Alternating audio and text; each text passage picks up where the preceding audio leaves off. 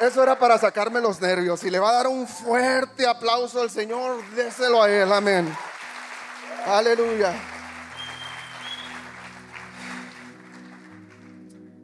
Usted sabe que en el cielo hay ángeles que cantan más bonito que usted, que yo, mucho más. Le rodean al Señor por toda la eternidad y le cantan santo, santo, santo. Pero ¿sabía usted que ningún ángel en el cielo tiene la canción que usted y yo le podemos dar al Señor? Ningún ángel se ha sentido perdido jamás. Por lo tanto, no conocen la canción del perdón. Ningún ángel ha llorado jamás. Por lo tanto, no conocen la canción de consolación. Ningún ángel ha pecado jamás. Por lo tanto, no conocen la canción de salvación. Y nosotros sí. Por eso cuando usted le cante al Señor en la intimidad, le adore aquí en la iglesia, no le importe quién esté a su alrededor, usted cante, usted demuéstrele su amor al Señor. Dele un fuerte aplauso al Señor por su amor, por su misericordia. Amén. Estoy muy agradecido con nuestro pastor por la confianza, la oportunidad que me da. Le decía yo al Señor, ¿qué les llevo? ¿Qué les doy? Ya siempre he estado preparado, siempre escribo, siempre procuro estar estudiando. Y yo sé que lo que Dios va a hablar a tu vida te va a ayudar y te va a ministrar. Yo te voy a contar un poquito de mí antes de entrar a la predicación. Vengo de un movimiento en el que yo nací. Mis papás ya estaban ahí cuando yo nací. Y ahí conocí de Dios. Pero por una u otra razón el corazón se va enfriando, te vas alejando de Él. Y cuando yo decidí volver, yo escuché lo que ni siquiera en tantos años dentro de la congregación un pastor me dijo. Y cuando yo escuché a este pastor decirme estas palabras, le hice una promesa al Señor: Señor, cada vez que tú me des la oportunidad de decirle a las personas estas palabras que me llegaron al corazón, me tocaron y todavía me siguen conmoviendo, yo se las voy a decir. Y eso es que Jesús te ama. Todavía Él te ama. A pesar de quien tú eres, no importa la condición de tu corazón, Él te sigue amando. Y para muestra, este día que te ha regalado. Amén. Yo traje un mensaje que le llamé: en tu nombre lo intentaré una vez más. Soy de la vieja escuela, traigo mi Biblia. Vamos a leer Lucas 15, del 1 al 11. Yo te voy a hablar de Pedro. En toda la Biblia todos nos podemos admirar por los grandes héroes que hay en las escrituras. Nos podemos admirar de David y decir: qué chilo ser como David. Vemos la vida de Moisés, y a quien no le gusta la vida de Moisés, todas las aventuras que pasó el pueblo de Israel bajo el liderazgo de Moisés, de Josué. Pero cuando vemos la vida de Pedro en sus primeros años, yo creo que nadie queremos ser como Pedro. Pero es la persona con la que yo me siento identificado, porque Pedro amaba mucho al Señor, pero su corazón, sus deficiencias, su falta de carácter lo hacían cometer errores que, digo, yo también los hubiera cometido. Yo también hubiera actuado de esta forma. Vamos a leer Lucas 5, 1, 11. Respondió entonces Jesús y les dijo: de cierto os digo, no puede me equivoqué de texto. Perdone. Se me vino la Biblia a Juan. Dije, ¿qué pasó? Perdón. Es el nervio, perdone. Dice Lucas 5. Un día estaba Jesús a orillas del lago Genesaret, y la gente lo apretujaba para escuchar el mensaje de Dios. Entonces vio dos barcas que los pescadores habían dejado en la playa mientras lavaban las redes. Subió a una de las barcas que pertenecía a Simón y le pidió que la alejara un poco de la orilla. Luego se levantó y enseñaba a la gente desde la barca. Cuando acabó de hablar, le dijo a Simón: lleva la barca hacia aguas más profundas y echen allí las redes para pescar. Maestro, hemos estado trabajando duro toda la noche y no hemos pescado nada, le contestó Simón. Pero como tú me lo mandas, echaré las redes. Y así lo hicieron, y escogieron una cantidad tan grande de peces que las redes se les rompían. Entonces llamaron por señas a sus compañeros de la otra barca para que les ayudaran. Ellos se acercaron y llenaron tanto las dos barcas que comenzaron a hundirse. Al ver esto, Simón Pedro cayó de rodillas delante de Jesús y le dijo: apártate de mí, Señor, soy un pecador. Es que él y todos sus compañeros estaban asombrados ante la pesca que habían hecho, como también lo estaban Jacobo y Juan, hijos de Zebedeo, que eran socios de Simón. No temas, desde ahora serás pescador de hombres, le dijo Jesús a Simón. Así que llevaron las barcas a la tierra y dejándolo todo, siguieron a Jesús. Esta es una breve historia de cómo Pedro tiene un encuentro con el Señor Jesucristo. Si tú te sientes identificado con él, es porque Pedro tenía rasgos de la personalidad de todos nosotros. Era entusiasta, obstinado, impulsivo, y a veces era atrevido en sus decisiones.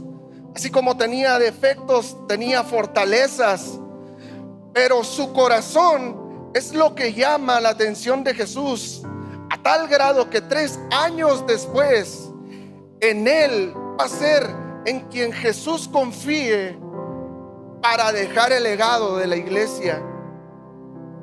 Las fallas de carácter en Pedro eran por lo demás evidente. Imagínese, nada más échese a volar tantito la imaginación. Era pescador. Mi suegro es pescador. Aquí está mi suegra, no voy a decir más. Yo quiero mucho a mi suegro y lo respeto. Pero si nos ponemos a pensar un poquito, eche a volar su imaginación. ¿Cómo sería Pedro en su círculo interno? Seguramente era un hombre tipo macho, ¿no? Yo saqué conclusiones porque veo a mi suegro. Era tal vez lo que dice la escritura a como era él. Tal vez era un líder nato, mal hablado, quién sabe. Lo más seguro es que sí. Era imprudente, no conectaba la lengua con el cerebro antes de hablar, de constantes altibajos como todos nosotros. Pero aún así Jesús ve algo en él que la sociedad común no podría ver. Jesús miró un líder, un predicador en el cual establecería la iglesia. Pero para que esto sucediera, Pedro primero iba a tener que ser procesado. Hay cosas que el Señor Jesucristo ve en nosotros. No llegamos a estar en el lugar donde Dios nos quiere posicionar de la noche a la mañana. Tenemos que pasar lo que románticamente hoy le llamamos nuestros procesos. Tenemos que pasar por problemas, situaciones que tarde o temprano nos van a llevar al crecimiento que Dios espera que nosotros individualmente tengamos para posicionarnos en el lugar donde Él piensa que nosotros vamos a servir a un bien mayor. El llamado de Pedro. Pedro vivía como usted y como yo, vivir por vivir, con el único propósito tal vez de llevar el sustento a su casa, pagar deudas, con problemas muy parecidos a los que usted y yo tenemos hoy en día. O tal vez vivía tranquilo con la vida que él tenía, con su vida de pescador. Junto con Juan y Jacobo tenían un negocio de pesca, pero ese día no habían pescado nada. Exitoso o no, la Biblia no nos arroja más luz en cuanto a las actividades de Pedro y de su hermano. No dice si tenían éxito, si todos los días les iba bien, o unos días bien, otros mal. Pero estando él en esa actividad, le llega el llamado del Señor Jesucristo. Tal vez Pedro nunca había escuchado hablar de Dios, o en algún momento escuchó hablar a sus alrededores de Jesús, pero él todavía no había tenido un contacto con él. Al momento de que Jesús llega a la vida de ellos, lo hace con bombo y platillo, dándole, como decimos en México, dándoles por el lado. No habían pescado nada. El Señor está predicando y termina de predicar y le dice a Pedro y a los que lo acompañan: váyanse un poco más para allá al fondo. Y Pedro le dice: no hemos pescado nada, Señor. Ve al fondo y echa las redes. Pedro obedece, echa las redes al mar y saca lo que hoy le conocemos como la pesca milagrosa.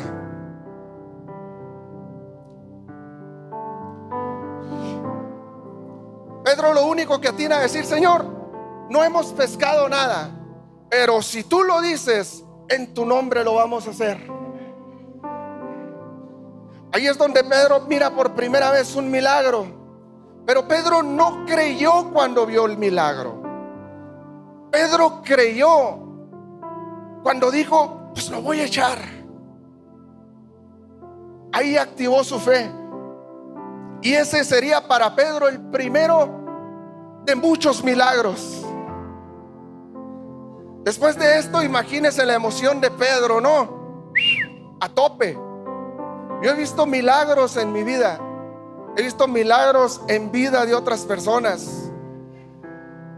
Y te puedo decir que cuando tú experimentas un milagro en carne propia, tú dices: ¿cómo no le había creído antes yo al Señor?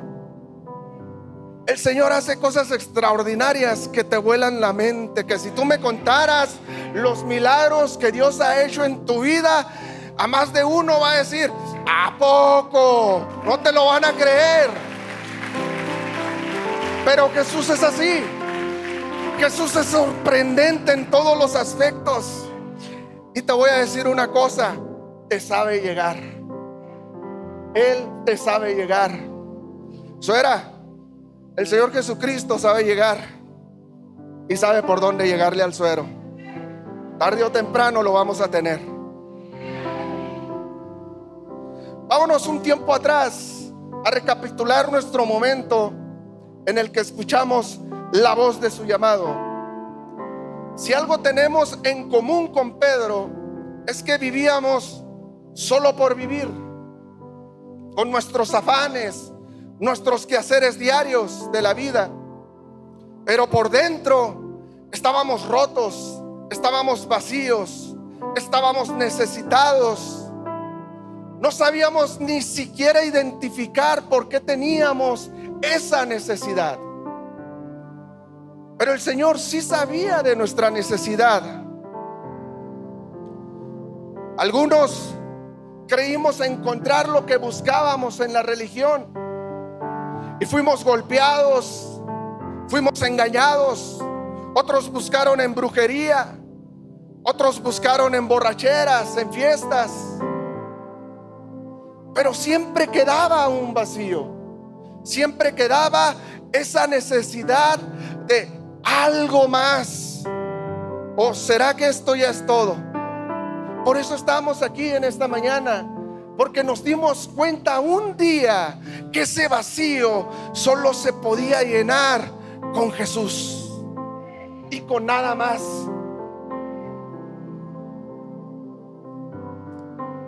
Nuestra similitud con Pedro es que ya habíamos escuchado, pero no lo conocíamos.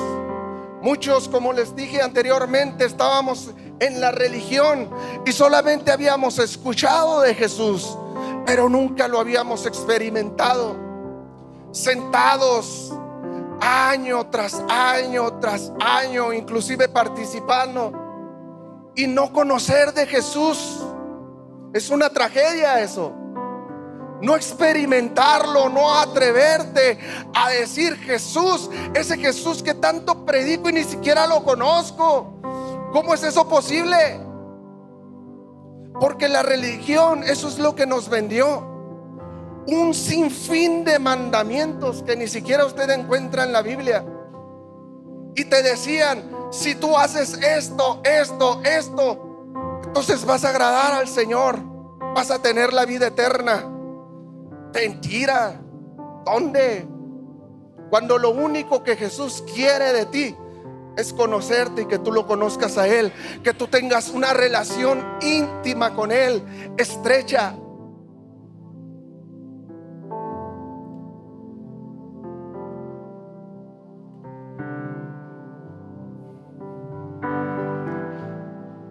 Cuando llegamos al Señor Jesucristo, o pretendíamos llegar al Señor Jesucristo, dejamos malos hábitos,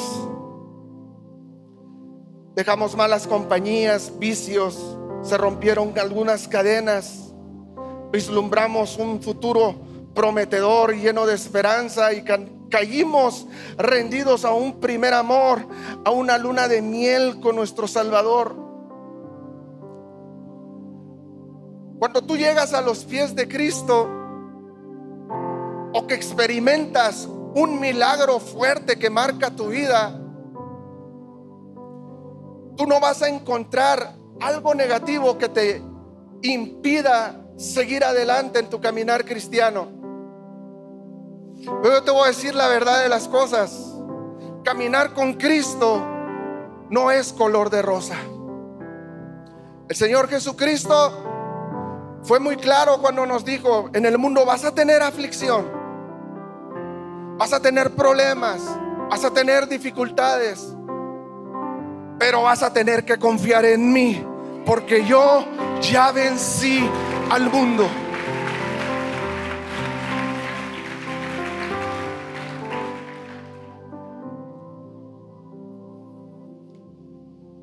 Pedro es un referente y se puede asemejar a nosotros.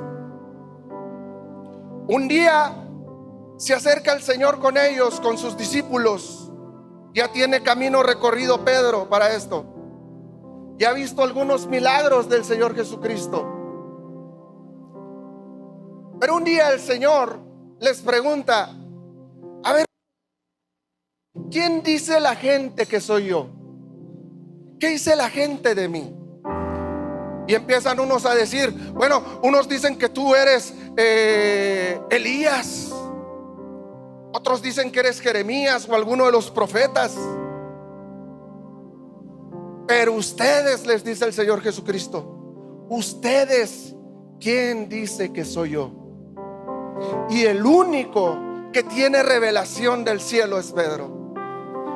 Y le dice: Maestro, tú eres el Cristo, el Salvador del mundo.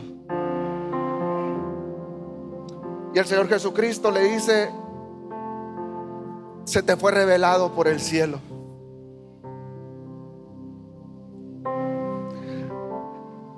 Pero días después, en las Escrituras, el Señor Jesucristo les está diciendo que Él tiene que morir, que Él tiene que padecer, y tiene que morir para poder resucitar y ascender al cielo.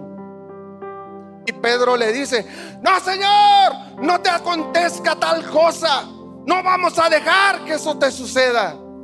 Y el Señor le dice: apártate de mí, Satanás, porque me eres tropiezo.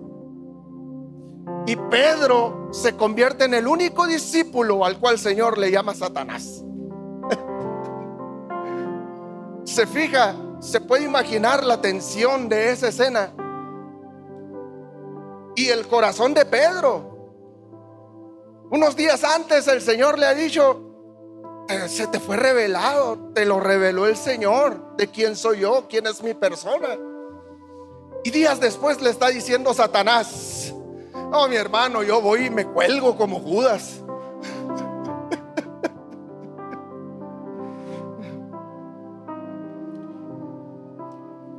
Pero fíjate todo lo que hace Pedro. El mismo Pedro que se arrojó al mar envalentonado y lleno de fe,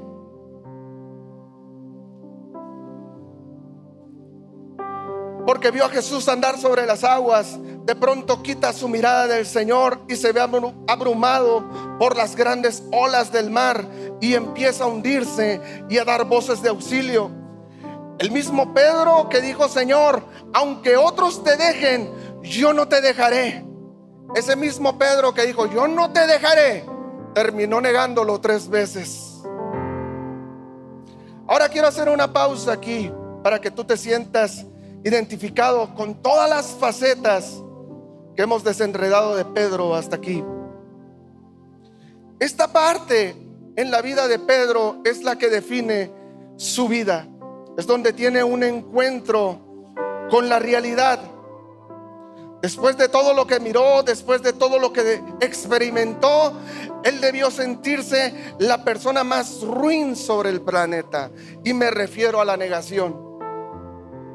Pedro ya ha visto todo, hermano. Él ya ha visto muertos resucitar. Él fue uno de los únicos discípulos que estuvo presente en la transfiguración del Señor Jesucristo en el monte, cuando aparecen a su lado Moisés y Elías. Pedro, en un arrebato de fe, el mar está intempestuoso. Viene el Señor caminando en el mar y los discípulos asustados decían: es un fantasma. Y el Señor les dice: tengan calma, soy yo. Y Pedro es el único que se viste de valor, se avienta al mar y empieza a caminar. Pero ve las aguas tempestuosas de la tormenta y se empieza a hundir, porque quita la mirada de su Señor. Pero todo lo que ha vivido Pedro no se compara con ese momento. Están en la cena, en la última cena que está teniendo el Señor Jesucristo con ellos. El Señor está preparado ya en cuerpo, en mente, alma, espíritu, todo para el sacrificio final. Y Pedro, yo lo entiendo. Cualquiera haríamos lo mismo por un amigo. Señor, aunque todos te dejen, cuando esté la prueba más dura, yo voy a estar contigo. Imagínense en los malandros, ¿no? Está mala la apología, pero imagínense los malandros, cuando empiece la balacera, todos juntos, y empieza la balacera y todos salen, ¿no? Despavoridos, cada quien por su lado a salvar su vida. Y yo me imagino a Pedro en esa situación. Señor, cuando te apresen, cuando vayan por ti, yo no te voy a dejar, yo voy a estar contigo. Y hasta cierto punto Pedro cumplió su palabra. Llegan los soldados y apresan a Jesús, y el único que saca la espada para defender a su Señor fue Pedro. ¿Se fijan el noble corazón que tiene? A pesar de todas sus fallas y deficiencias de carácter, igualito que nosotros, ¿no? Hombre, pastor, cuando vengan los shotas y nos quieran sacar de la iglesia, ahí vamos a estar junto con el Valde, Diego y todos parados. Ni siquiera supimos que había venido la policía esa vez en Nes. Yo me enteré hasta después.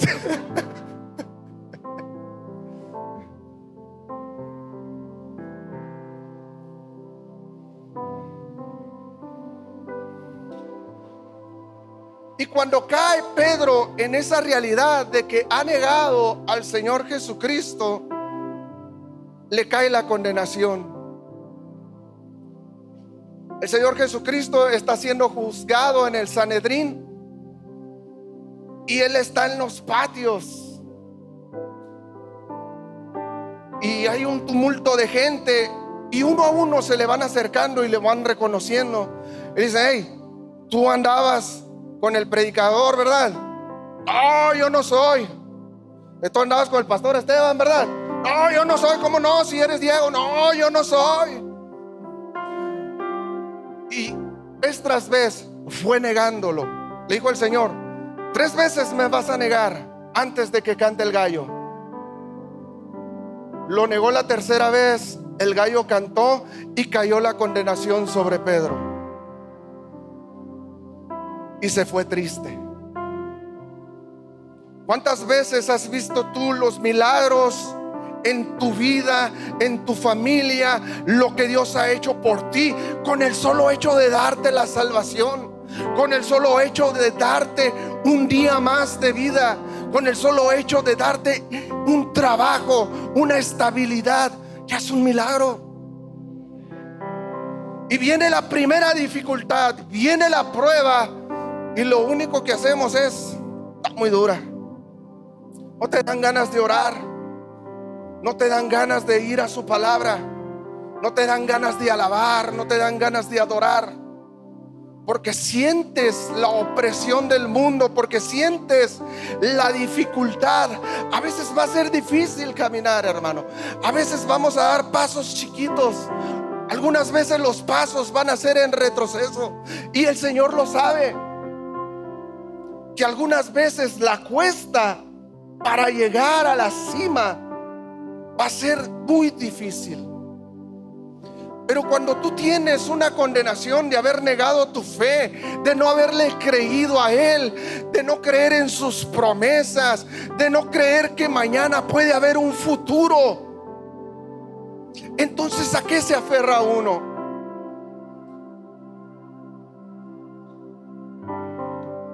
En 40 años el pueblo de Israel dio vueltas, vueltas y más vueltas a una tierra prometida a la que podía haber llegado en días,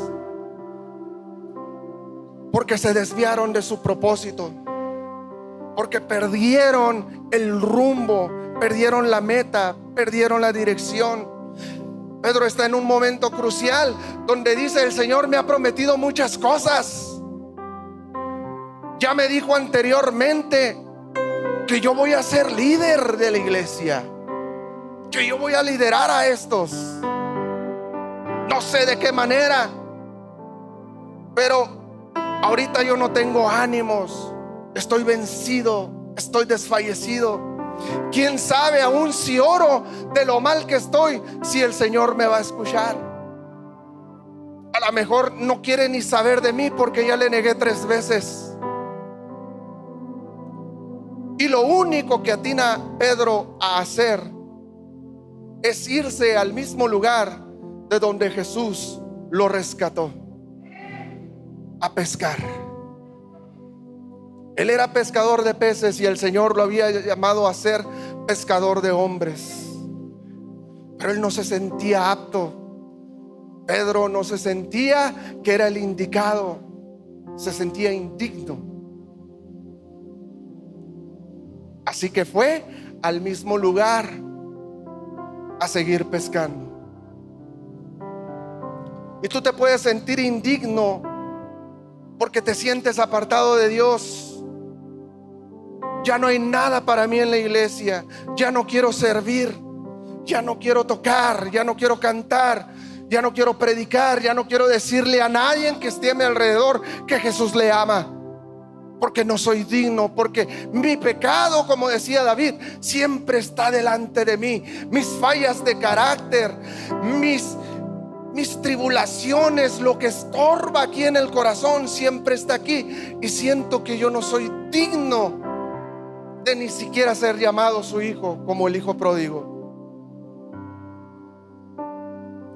Pero te voy a decir algo: el Señor siempre te va a decir y te va a pedir un esfuerzo más. Si me pueden ayudar, chicos de la música, por favor. En 1998, el director Steven Spielberg se sacó de la manga una película que es una obra maestra para muchos. Se llamó Rescatando al Soldado Ryan. 8 hombres tienen que rescatar la vida de uno. Tienen que atravesar una parte de Francia, en Normandía, para rescatar a un solo hombre, el menor de 4 hermanos. 3 de ellos ya han fallecido en acción en la Segunda Guerra Mundial.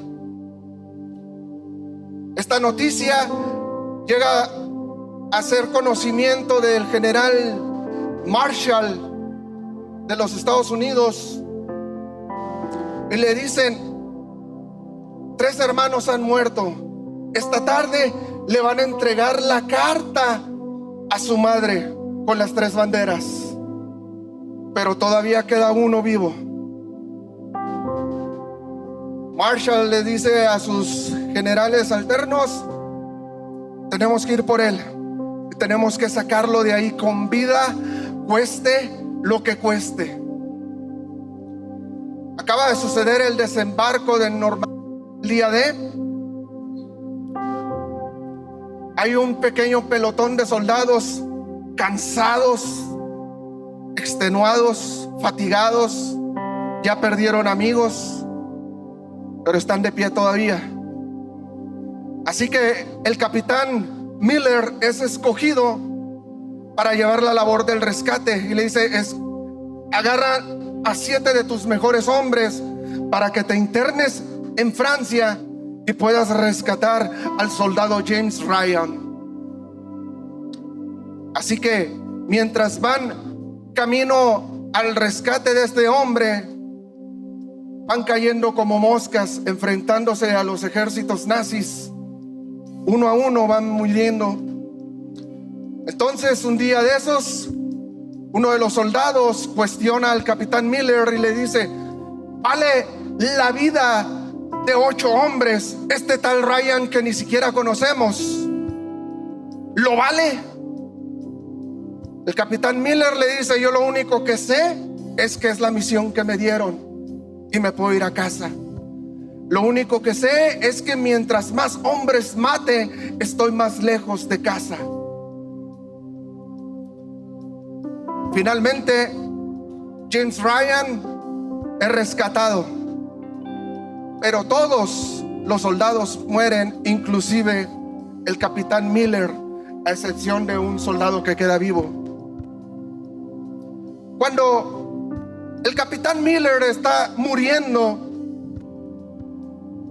le habla al soldado Ryan y le dice estas palabras: James, gánatelo, sé digno de esto. Yo no sé qué vayas a hacer con tu vida, pero más te vale que seas digno de este sacrificio.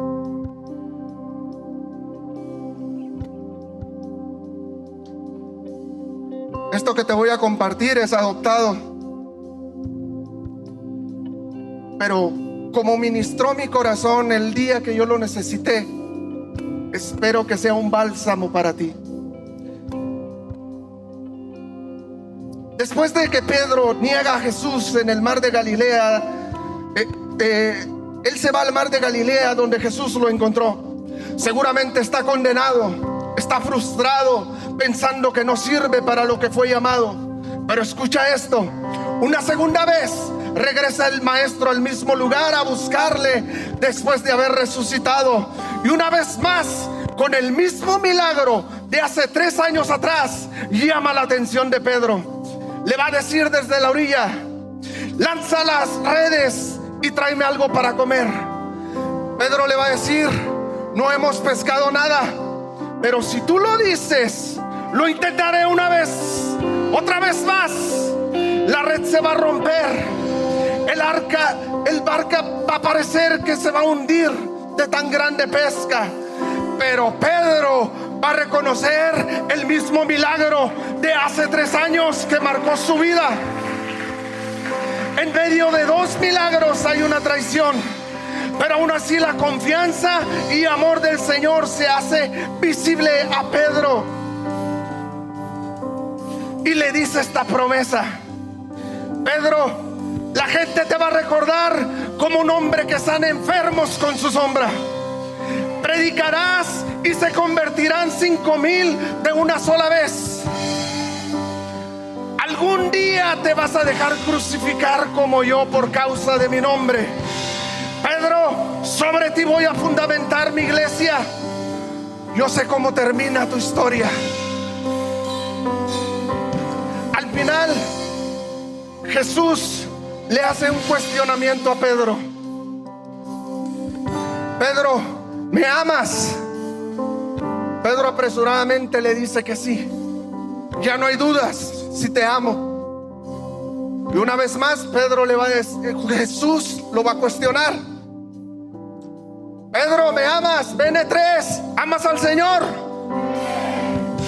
Así dijo Pedro también. Y una tercera vez: Pedro, ¿me amas?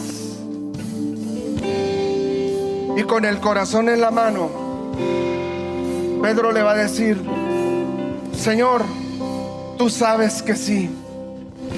Y con toda su humanidad encima, defectos, virtudes y altibajos, Jesús le va a confiar a sus ovejas.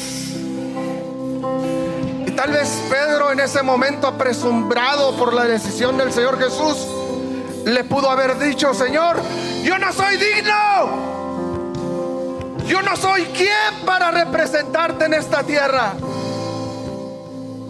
Pero ¿sabes qué dice el Señor en esta mañana? Pedro, más vale que seas digno. N3, más vale que seas digno, porque acabo de invertir una resurrección en ti. Más vale que seas digno, porque ya me sacrifiqué, ya lo di todo.